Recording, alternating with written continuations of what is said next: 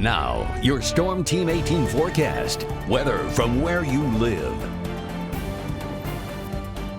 Well, there's our next storm system right there. It is already high, thin cirrus clouds. A few high, thin clouds making it into Missouri. We'll have a couple wispy cirrus strands in the sky tomorrow, and otherwise what's going to be a nice, bright, beautiful day. And that is the system that will impact us over the weekend. It's pretty strong. We've got record cold down here into northern Mexico, Arizona, California, Nevada, New Mexico. Blizzard warning up here in parts of New Mexico. And now the severe weather, kind of a classic spring or fall type storm. Severe weather erupting, that is, in west central Texas. Now, the hurricane is nearing Cat 3 strength again, and you can see it strengthening. This is Rafael right here, a very large storm. Thankfully, it's moved far enough away from the U.S. that the predecessor rainfall event has ended in Georgia and North Florida after flooding.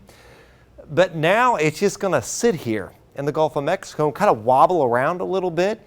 Eventually, it'll weaken as it churns up cooler water to a tropical storm. But still looks like it may impact Louisiana, Florida coastline somewhere in here some point next week. And then this may become Sarah. That could impact Florida as a tropical storm down the road. This could become Tony, but Tony looks like it may actually miss the U.S. completely. But both of these systems will tie up a lot of moisture down near the Gulf Coast. So like I said at 5 and 6, both of those systems may trim away our rainfall totals a little this weekend and next week, but we're still going to get a decent rain out of it to still chew away at the drought and give us some rain that some of you may have missed in this recent round, especially our eastern counties. So frost, areas of dense fog in the morning, 33. 31 to 36 should do it for the entire viewing area. Literally freezing at Flora, Delphi area, Chalmers, 33. At Rensselaer, 32 Morocco, 33 at Attica. Tomorrow, though, after the fog burns off, it's a nice afternoon with 62.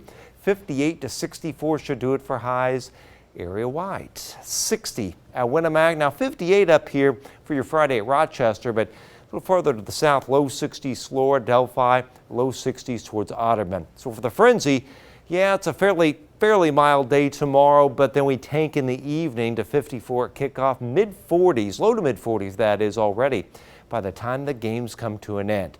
The clouds increasing, thickening on Saturday with a 61 as we become mostly cloudy during the afternoon. Winds picking up out of the southeast, 30s early, and then it's 60 to 64 for highs by later on in the day. There is Futurecast. Again, some of the fog around tomorrow morning, and then just a few wisps of high clouds tomorrow. The high clouds thickening up tomorrow night and increasing. We'll develop a mid-level overcast by later on Saturday, and I think by evening some showers will already start to move in to our western and southwestern counties.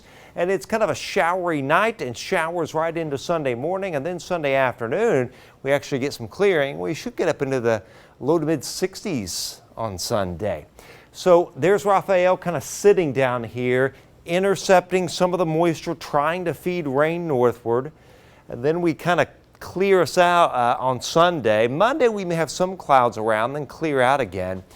And then I'm thinking that the next decent chance of rain would be the mid to latter parts of next week. And rainfall wise, late Saturday to Sunday morning. Again, the hurricane will trim away a little bit at the rainfall, a third to some places up to 7/10 of an inch. Normal high 56, 64 Sunday. There's Veterans Day in the mid-50s, and then more rainfall Wednesday into early Thursday, and then highs in the 50s.